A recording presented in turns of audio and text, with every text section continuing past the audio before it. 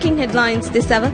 Foreign Minister concludes his official visit to Malaysia to attend the OIC session on the situation of Rohingya Muslims. Housing Minister visits all inhabited islands in Hadal Atoll during his ongoing official tour of the atoll.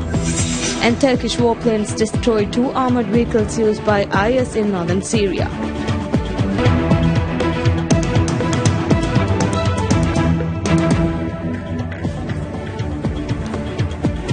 Bismillahirrahmanirrahim. Assalamu alaikum. Welcome to News in English on TVM with me, Hafiz Abdul Sattar. And now the news in detail.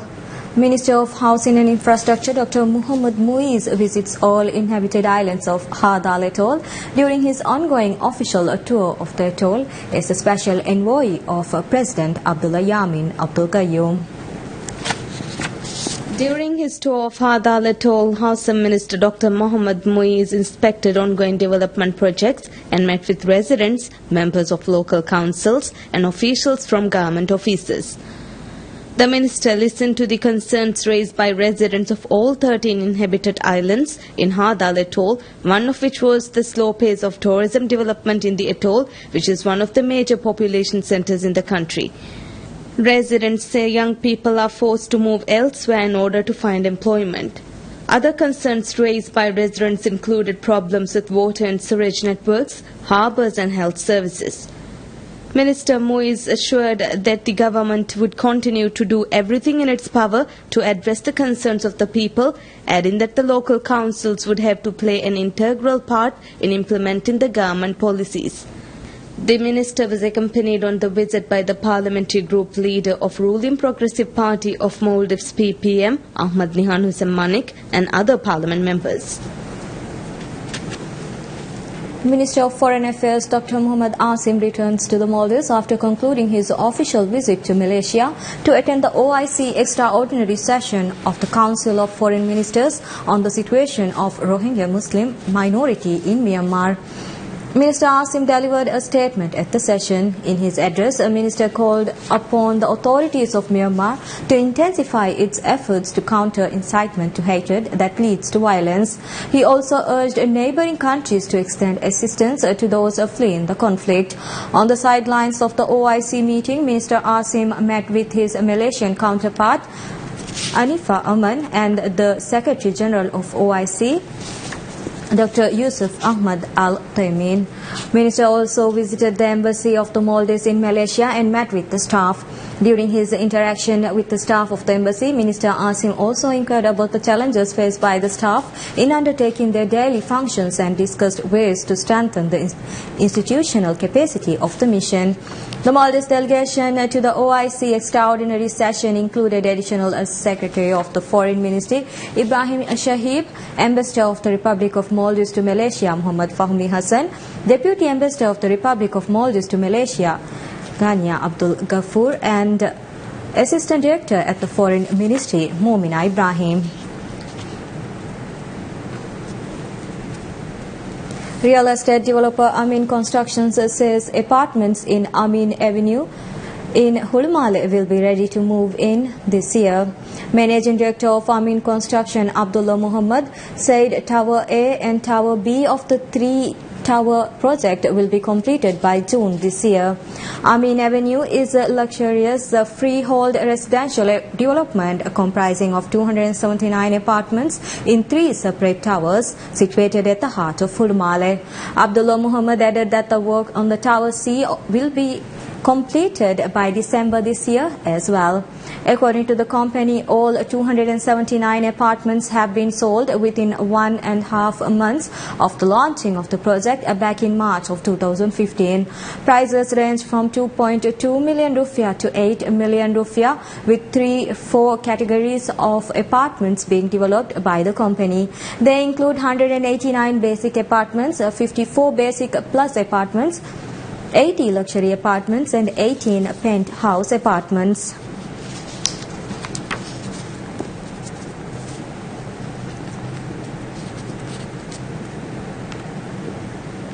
The fourth Religious Scholars Symposium concludes with scholars agreeing on 25 key points on settling disagreements relating to religious matters. 50 local and foreign scholars participated in the symposium, which was held from the 19th to 21st of this month at the Islamic Center. The topic for this symposium was "Do not go beyond limits set by Allah." 8 papers were discussed at the symposium. Deliberations at the symposium were focused on what extremism consists of, Islamic ruling, permissibility on martyrdom, and the rights of one Muslim over another. Speaking to media at the closing of the symposium last night, Deputy Minister at Islamic Affairs Ministry, Muhammad Rashid hailed the symposium as a success. By the end of the symposium, scholars agreed on key 25 points relating to religious issues, which included what they constitute as extremism, obstacles facing the religion in the country due to political instability. The scholars also agreed to amend the Islamic studies curriculum to include permissible and impermissible acts in the religion.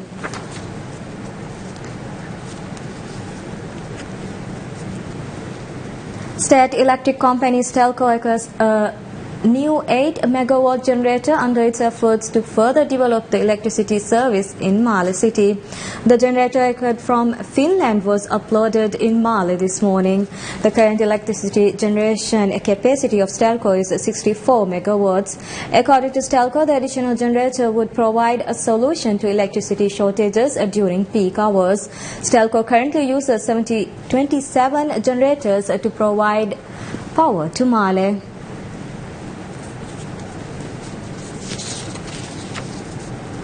A special function has been held to mark the 28th National Poets' Day, titled Lemwering Baharu. The function, organized by Ministry of Youth and Sports, Divahi Bahuge Academy, Public Service Media, MNDF, and National Center for the Arts, was held at Olympus in Male last night.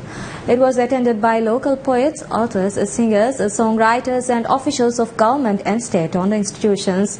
4 books penned by famous local authors were released at the function.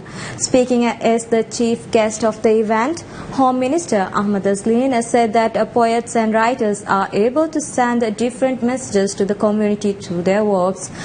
Speaking at the event, the president of the Divahi Language Academy noted the important role played by the arts and entertainment sector in preserving the country's culture and heritage.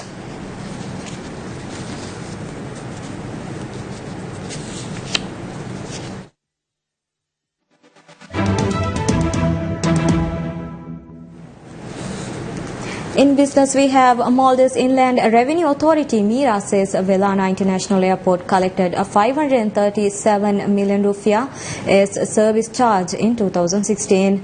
Statistics released by MIRA show that service charge collected by Velana International Airport 2016 increased by 8% in 2016 compared to 2015. In 2015, Velana Airport collected only 496 million rupiah as service charge.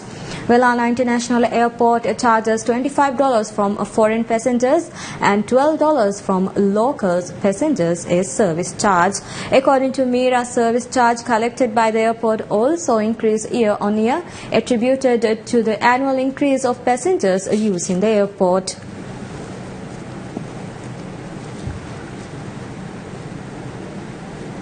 Maldives Airports Company appoints Assets Company of Singapore to automate the cargo handling service of Velana International Airport. MACL said once the service is automated, all air freighted cargoes will be tracked and all necessary information will be stored, which would make the cargo clearing more efficient. MACL also added that the cargo handling service provided through the new system will also meet the standards set by the government.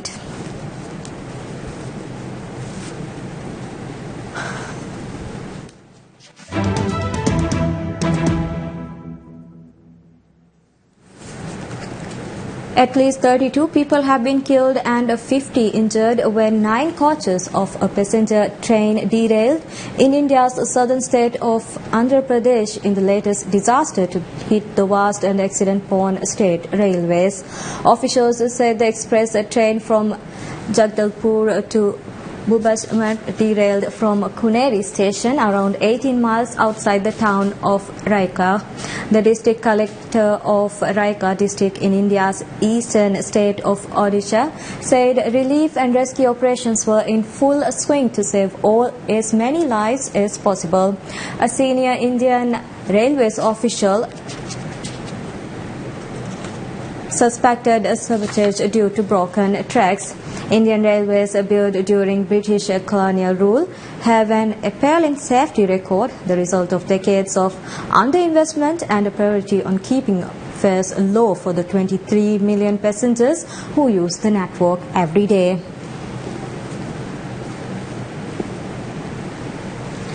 Lebanese security forces foiled an attempted suicide bombing at a cafe in Beirut's busy Al-Hamra district. A security source said the suspected bomber was stopped while wearing an explosive vest as he attempted to enter the cafe and before he was able to detonate it, adding that he was injured during his arrest and taken to hospital. Militants have carried out a number of bombings in Lebanon in recent years, including some motivated by the war in neighboring Syria, but no major incidents has taken place for months. In June, 8 suicide bombers targeted a Christian village in North Lebanon near the Syrian border, killing 5 other people.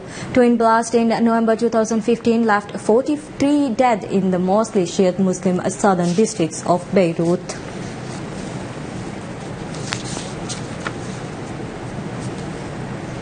Turkish warplanes destroyed 2 armored vehicles used by IS in northern Syria, the army says in a military statement. Turkish warplanes carried out airstrikes against 2 IS targets in Syrian town of Al-Bab and destroyed 2 armed vehicles on Saturday, the military said in a statement on Sunday. NATO member Turkey launched an incursion into Syria dubbed Euphrates Shield more than 4 months ago to drive IS away from its border. Turkish-backed Syrian rebels have besieged Al-Bab for several weeks as part of the offensive. With Euphrates Shield, Turkey aims to prevent the Kurdish YPG militia from joining up cantons it already controls along the Turkish border, fearing that would embolden Kurdish separatism inside Turkey. Turkish-backed forces have so far secured 1,860 square kilometers of territory in Syria, it said, reaching as far as the northern and western border of Al-Bab. Meanwhile, Syrian army said it had clashed with IS militants in the countryside east of Homs and in Deir el-Zor, releasing video on Friday of its soldiers firing from tanks and on foot from both locations. Although IS has lost much of its territory in Iraq and northern Syria since 2015, it has in recent weeks attempted to expand and consolidate its presence in the central and eastern Syria with campaigns in Palmyra and Deir el-Zor. In one video released by the Syrian military, soldiers fired from tanks and rocket launchers during reported clashes with IS militants east of Homs. A battered road sign pointed the way to Palmyra, where the militant group have generated headlines by blowing up more ancient ruins with satellite imagery emerging on Friday, showing the destruction of one of its most famous monuments. The militants have opened their most ferocious assault yet to capture the last Syrian government control area in the eastern province of Deir el-Zor, a pocket of Deir el-Zor city that is surrounded by IS territory.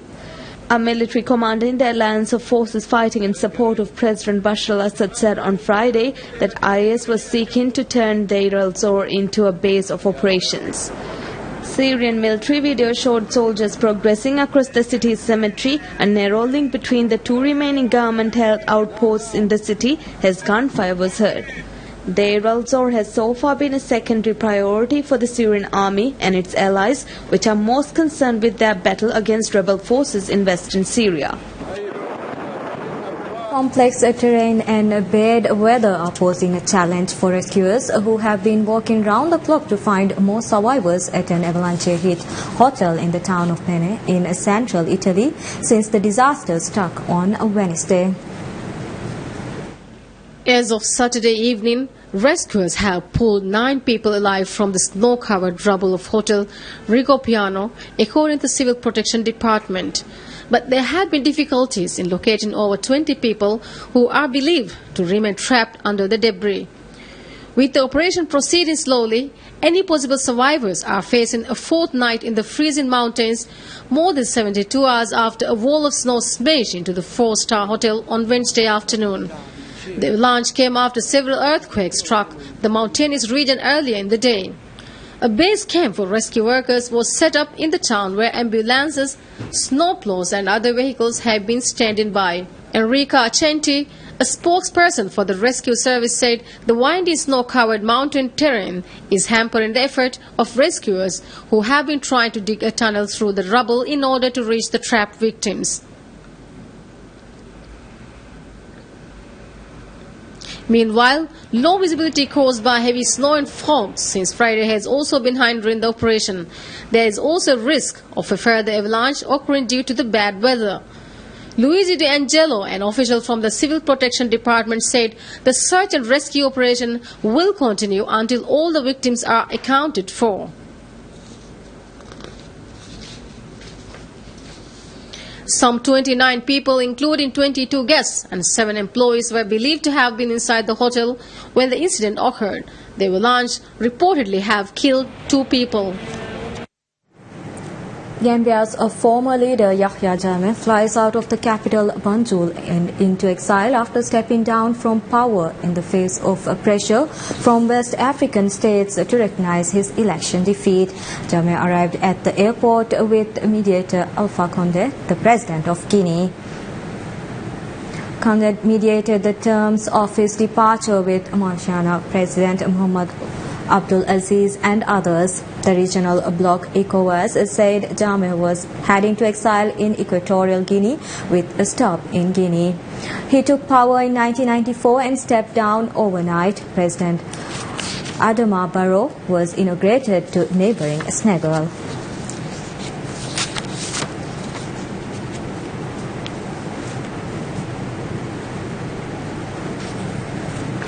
Hundreds of thousands of women, supported by a smaller number of men, gathered at the National Mall to rally against President Donald Trump. As the crowd made their way downtown, Trump supporters and opponents clogged the street as they faced off.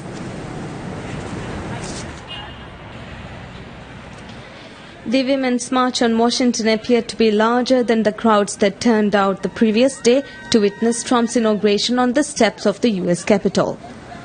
Organizers of the protest had told police they expected 200,000 people to attend, but the crowd looked substantially bigger than that, stretching for about a mile.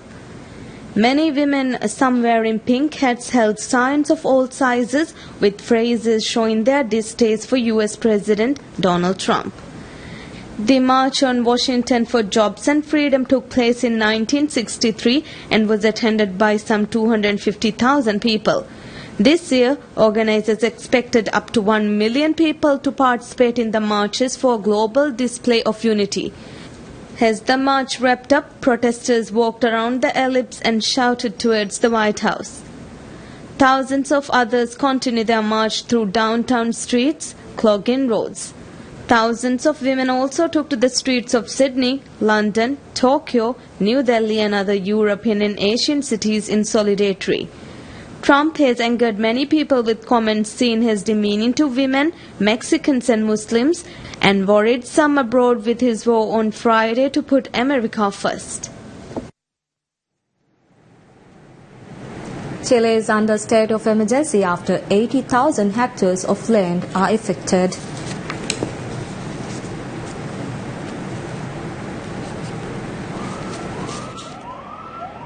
Chile is under a state of emergency as more than a dozen wildfires that have scorched as of Saturday nearly 80,000 hectares threaten to encroach on towns, factories and vineyards. Firefighters, forestry service personnel and members of the military are battling at least 18 separate blazes in the center and south of the country that have been fueled by strong winds and a heat wave. Some 40 homes have been destroyed according to the National Emergency Office. And reports say there is a total of around 50 fires, including those not in control. One of the largest has consumed 24,000 hectares in and around Pumang, a rural area some 140 kilometers south of the capital Santiago that is near some of the Chile's vineyards. The smoke from the blazes cloaked Santiago in a thick haze. Television news images showed helicopters and planes trying to douse the out-of-control fires, apparently to little avail. The head of Chile's CONEF Forestry Service, Aaron Cavier, said the fires were caused by humans, but that it could not be determined whether they were set intentionally. CONEF said it would close access to all national parks between the northern Quibdó and south-central Biobío regions until Sunday. While several fires are in the vicinity of some of Chile's national parks, none have been directly affected.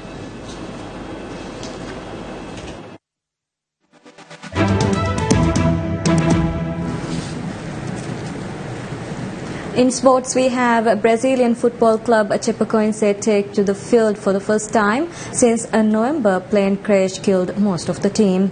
The November 28th crash in Colombia killed 19 players, its entire coaching staff and members of the front office.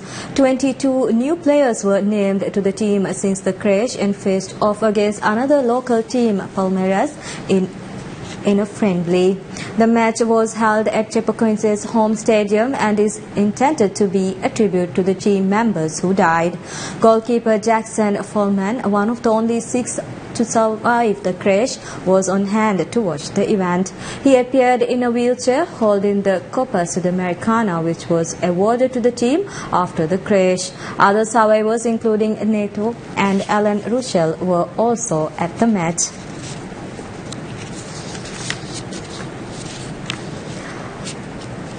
Top-seeded Briton Andy Murray has been knocked out of the Australian Open in the 4th round, losing 7-5, 5-7, 6-2, 6-4 to German world number 50 Misha Zverev on Rod Laver Arena.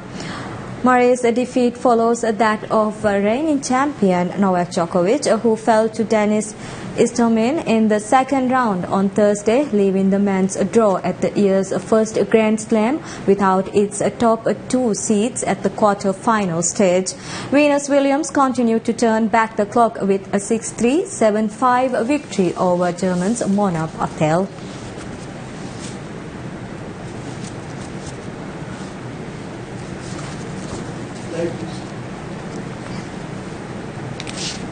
Chicken is not only on the menu but also part of the decor at the cafe in East Taiwan. At this cafe in East Taiwan, chicken is on the menu and also part of the decor, with chirpy chicks running around the customers as they eat and drink. The K-Show Cafe has been in business in Hualien since 2013, serving beverages and light Western-style meals. But it wasn't until a year later when the chickens showed up. K-Show owner Chiu Chi Ying said they didn't raise the chicks at the beginning, they got them later. He explained how it all started, saying that a couple of customers from Taipei asked him to give shelter to 3 chicks they found on a mountain path. He said the owners of the chicks never came back to pick them up and that since then they have been raising the chicks. The first batch of chicks settled down on the patch of grass near the windows that was already part of the cafe interior. When they grow too big and start straying off the grass and onto the tables, Chiu exchanges them. The cafe usually has 4 chicks in residence. Chiu says he trades his flocks for newly hatched chicks from a local chicken farm every 3 weeks. With the year of the rooster according to the Chinese zodiac calendar approaching, customers are especially happy to see the chicks running around as they provide a festive mood. The Lunar New Year will be celebrated next Saturday, January 28th, heralding the year of the rooster. And that's all we have for this hour. Thank you for watching. Wish you all a very pleasant night ahead.